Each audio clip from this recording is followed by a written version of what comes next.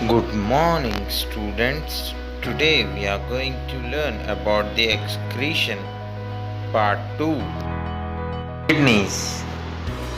In human being, there is a pair of bean-shaped reddish-brown structure in the abdominal cavity attached to dorsal body wall, one on either side of backbone. They are kidneys. तो बच्चों, एक pair kidney का हमारी body में present रहता है on either side, लेकिन right side kidney थोड़ी सी नीचे होती है लेफ्ट साइड। सोचिए वो क्यों होता है ऐसा? वो इसलिए ऐसा होता है कि the size of kidney is 10 centimetre, उसकी लेंथ 5 to 6 सेंटीमीटर और ब्रेथ उसकी तकरीबन 5 to 6 सेंटीमीटर रहती है और उसकी थिकनेस जो है वो 4 सेंटीमीटर होती है और ईच किडनी जो है कॉन्वेक्स शेप की होती है। ठीक है, ये ऑलरेडी हम पिछले उसमें जान लिए थे। Let us recall the question कि जो है the inner side of the each kidney has fissure और hilum for the entry of renal artery. ठीक है, फिर एक रीनल वेन वहाँ से निकलती है एंड यूरेटर्स। आप गौर से अगर किडनी को देखेंगे तो you will get all that things. Renal artery bring oxygenated blood loaded with the waste product and renal vein carry deoxygenated blood।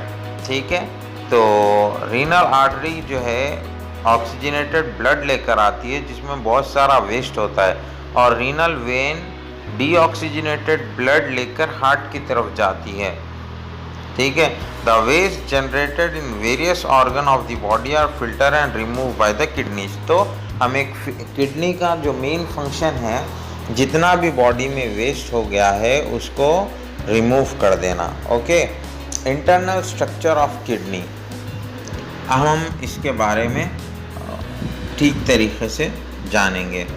ठीक है, internal structure of kidney nearly हमारी किडनी के अंदर अगर हम एक LS part of the kidney देखेंगे तो बहुत ज़्यादा जो है ना हमें बारीक, जैसा कि बॉडी क्या की बनी हुई है सेल की, तो किडनी के अंदर जो उसका बेसिक यूनिट होता है वो है नेफ्रॉन।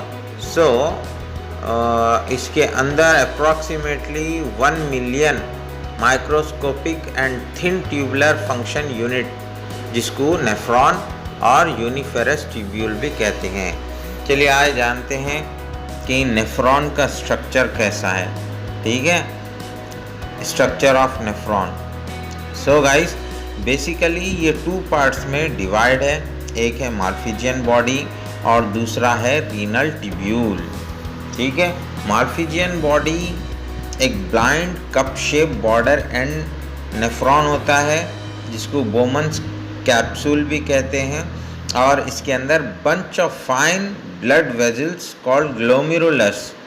ठीक है, the Bowman capsule and glomerulus together called Malpighian capsule और रीनल कैप्सूल, ये दोनों मिलाकर क्या बनता है?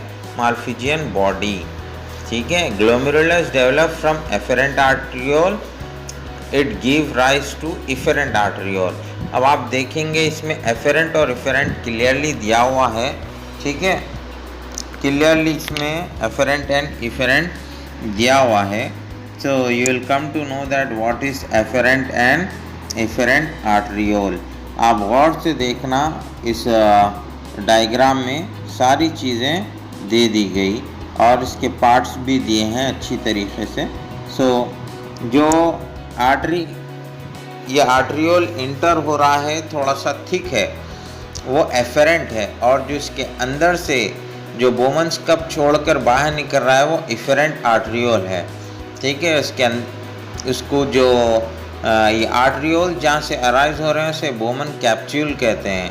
ठीक है, फिर अब हम थोड़ा सा आगे देखेंगे कि it give rise an efferent arteriole. Think why the diameter of efferent arteriole is less than that of afferent arteriole. क्योंकि प्रेशर ज़्यादा होता है इसीलिए, बिकॉज नैरोअर आउटलेट और उसका जो आउटलेट है वो नैरो है बिल्कुल। प्रेशर एग्जर्ट इन ग्लोमेरुलस फिल्टर, ताकि जितना भी वेस्ट हो वो अच्छी तरीके से फिल्ट्रेशन यूनिट में फ़िल्टर होकर बाहर आ जाए। Bowman's capsule, which accommodate one glomerulus, is lined by a single layer of squamous epithelial called pseudocytes. Pseudocytes, अब हम नॉर्मली अगर हम अपनी भाषा में कहें तो ये एक छन्नी होती है। वो इतने फाइन पोर्स इसके बीच में होते हैं पूडो सेल्स के, जो एक पैसेज अलाउ करते हैं of material filter out of glomerulus. तो बच्चों ये था माल्फिजियन बॉडी। अब दूसरा जो पार्ट है नेफ्रॉन का वो है रीनल टिब्यूल। ठीक है, इसके 3 पार्ट्स है, PCT, DCT and loop of Henley. PCT का फुल फॉर्म होता है proximal convoluted tubule, you can see clearly in the diagram. ठीक है, डिस्टल कन्वोल्यूटेड टिब्यूल दूसरा पार्ट। तीसरा यू शेप आप देख सकते हैं, यू शेप इसके अंदर है। ठीक है, लूप ऑफ हेनली जिसे कहा गया। तो basically guys, distal convoluted tubule open into collecting tube from pyramid and calyces which open into pelvis. ठीक है, पेल्विस लीड करता है यूरेटर्स के अंदर। All the renal tubule are covered by network of peritubular. आप आराम से देखिए, एक जाल की तरह रेड कलर का, you can see in the diagram. All the part of the renal tubule are covered by network of peritubular capillaries form from efferent आर्टरियोल। Efferent आर्टरियोल से एक जाल बुना हुआ है। ये पेरिट्यूबुलर कैपिलरी ज्वाइन करते रीनल वेन्यूल को। ठीक है, जो ज्वाइन करता है फाइनली रीनल वेन में। Why the nephron is considered to the structural and functional unit of kidney? इसे हम जानते हैं मैकेनिज्म ऑफ यूरिन फॉर्मेशन के अंदर। ठीक है, इसके सर्टेन स्टेप्स है। 4 स्टेजेस है वो फॉर्मेशन ऑफ यूरिन के, यानी मैकेनिज्म ऑफ यूरिन फॉर्मेशन के 4 स्टेप्स है। पहला ग्लोमेरुलस फिल्ट्रेशन। क्या है? Glomerular filtration, glomerular filtration. इसके अंदर होता है कि ब्लड फ्लो होकर रीनल आर्टरी से ग्लोमेरुलस में जाता है, ग्लोमेरुलस बॉडी में। ठीक है, through afferent arteriole of glomerular filtration in nephron and इसके बाद जो है फिर आगे की तरफ जाता है। सो गाइस, इसमें सेकेंड स्टेज आता है ट्यूबुलर रीअब्जॉर्प्शन का। ट्यूबुलर रीअब्जॉर्प्शन क्या है? Filtration from glomerular is called primary urine which is almost equal to blood in chemical composition. हाँ, ट्यूबुलर रीअब्जॉर्प्शन क्या है? फिल्ट्रेट ऑफ ग्लोमेरुलर क्या है? जितना भी जो छना हुआ या फिल्टर हुआ जो पार्ट है फिल्ट्रेशन में, that is called primary urine. और ये प्राइमरी यूरिन बिल्कुल बरोबर है ब्लड के, बट इसके अंदर क्या है? ब्लड सेल्स नहीं रहते और it passes into proximal convoluted tubule. Useful substance in primary urine are reabsorbed into pretubular network. अब ये जो प्रीट्यूबुलर नेटवर्क बना हुआ है इफेरेंट आर्टरियोल से, इसके अंदर जो प्राइमरी सब्सटेंसेस रहते, जो प्राइमरी यूरिन के अंदर रहते, वो रीअब्जॉर्ब हो जाते। इसीलिए इस स्टेज को ट्यूबुलर रीअब्जॉर्प्शन कहते हैं। थर्ड स्टेज आता है ट्यूबुलर सीक्रीशन। ठीक है, अब इसमें क्या होता है? After reabsorption in PCT region the urine travel through the loop of Henle into DCT. Here some other waste like extra salt, अभी आप स्क्रीन पे देख सकते हैं, वो distal convoluted tubule which is always also surrounded by peritubular capillaries, ये maintain होता है प्रॉपर कॉन्सेंट्रेशन और यूरिन का pH। ठीक है, पोटेंस हाइड्रोजन जो pH है यूरिन का वो इसमें मेंटेन होता है। और small amount of tubular secretion also take place in the area of proximal convoluted tubule. So you can see the diagram in your textbook figure 7, you will get that. Next is formation of hypertonic urine.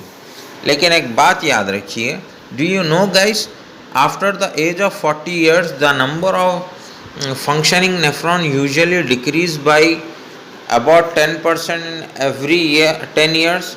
जैसा ही इंसान 40 साल का हो जाता है उसके हर 10 साल में जो है नेफ्रॉन्स कम होना शुरू हो जाते हैं, एक साइंटिफिक फैक्ट है, ठीक है.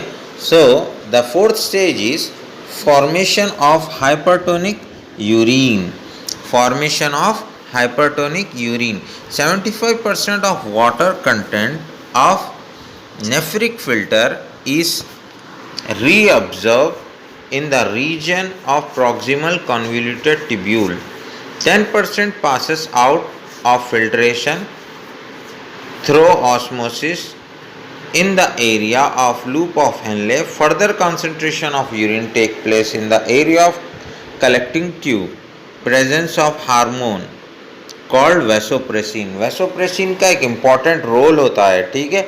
The hormone secret only when concentrated urine is to be passed. जब भी concentrated urine हमारी बॉडी में फॉर्म हो जाता है, अब ये दो चीज़ें जो है ना, vasopressin हार्मोन रिलीज तभी होती है जब कॉन्सेंट्रेटेड यूरिन हमारी बॉडी में फॉर्म हो जाता है. सोचिए ऐसा क्यों है, ऐसा क्यों है. Secreted when drink person a lot of water, ठीक है. Absence of vasopressin hormone produce dilute urine, ठीक है. डाइल्यूट यूरिन एकदम से जो है ना पतला वाला टॉयलेट जिसे यूरिन कहते हैं हम, पतला हो जाता है, वो डाइल्यूट हो जाता है. Hormone action maintain osmotic concentration of body fluid. Deficiency of vasopressin cause excessive repeated dilute urination called diabetes insipidus. जो डायबिटीज़ टाइप 2 जो डायबिटीज़ होता है इसमें बार बार आप देखेंगे कि शुगर पेशेंट, डायबिटिक पेशेंट जो है बार they use to use a washroom because they have to pass the urine because there is very less amount or no amount of vasopressin present in their urine, so the urine get diluted. Okay, अब हम देखेंगे कि अभी तक तो हम ये nephron के पार्ट्स देख रहे थे, अब हम किडनी के बाद जो है यूरेटर्स के बारे में जानेंगे. So there a pair of whitish narrow distensible and muscular tube of 30 cm length. Each ureter arises from the hilus of the kidney. It moves downward and obliquely opens into the urinary bladder. Ureter carry urine from kidney to urinary bladder. The movement of urine in the ureter is through peristalsis, ठीक है. Peristalsis, अब formation of urine होगा. अब वहाँ से डिस्टेंसिबल muscular tube 30 centimetre length के दो kidney के साइड से आप देखेंगे डायग्राम में कि निकल कर अराइज हो रहे हैं. So that will come into the urinary bladder. Urinary bladder क्या है, पियर शेप का डिस्टेंसिबल सैक है जो पेल्विक रीजन में ventral side of rectum in the abdominal present रहता है. और ये यूरिन जो फॉर्म होता है वो इसके अंदर स्टोर होता है और इसकी स्टोरेज कैपेसिटी है 300 to 800 ml. इसके बाद आता है यूरेथ्रा. ये ट्यूब है जो urine from urinary bladder to outside ये ले जाकर छोड़ता है, लेकिन ये guarded of a ring of muscles और स्पिंचर्स. इसके अंदर दो रिंग मसल्स रहते, ठीक है, जिसको स्पिंचर्स भी कहते हैं. Urethra actually 4 cm long in female, open to vestibule, and in males about 20 cm long, ठीक है. 20 cm long मेल के अंदर होता है, फीमेल के अंदर 4 cm long होता है. इसके ओपनिंग सेपरेट्स इन फीमेल, लेकिन मेन के अंदर कॉमनली एक ही ट्रैक है, ठीक है ना. यूरिन और स्पर्म्स रिलीज होने के लिए मेल में एक ही पार्ट है, whereas in female it has two different openings. Got it? Next, micturition. क्या है? Micturition. Micturition क्या है? Temporarily stored in bladder. The urine temporarily stored in bladder. There are two set of circular sphincter muscles in urinary bladder. अभी थोड़ी देर पहले मैंने कहा था, ठीक है. एक है ऑटोमेटिक रिफ्लेक्स एक्शन से कॉज होता है, दूसरा है जो हमारे विल पावर में होता है, ठीक है. When the bladder is filling the both the set of muscles are constricted. जब भी यूरिन फिल हो आता दोनों जो है कंस्ट्रिक्ट हो आते हैं. So the exit is closed. However, as the pressure of urine increases, the wall of bladder are stretched and trigger off an automatic reflex action. तभी तो जब यूरिन आता है तो एक जो है ना हमें सेंस होता है कि हाँ भाई अब जाना है, वरना अब ये प्रॉब्लम में हम आ जाएंगे. So we call that as a nature's call, ठीक है, सुसु को जाना.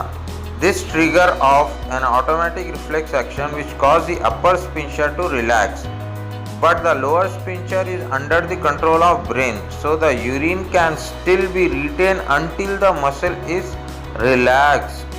To control of urination is not possessed by very young children, but it's gradually learned.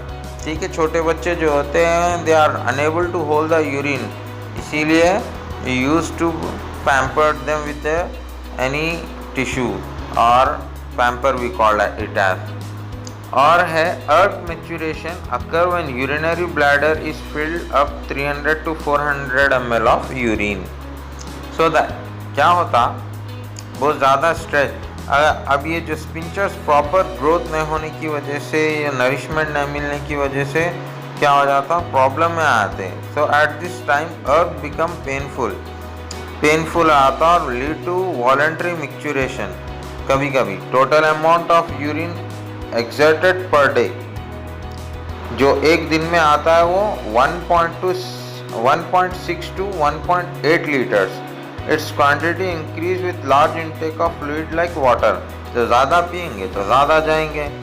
Fruit juice and decreases with lesser intake, ठीक है. और जैसा हम कम करेंगे वैसा हमको कम आता, ठीक है. यूजुअली समर में बिल्कुल यूरिन कम आता क्योंकि बॉडी वाटर इनटेक हम ज़्यादा करते हैं, फिर भी क्यों आता बोले तो स्वेट वगैरह में ये पूरा लॉस हो जाता. That's the reason.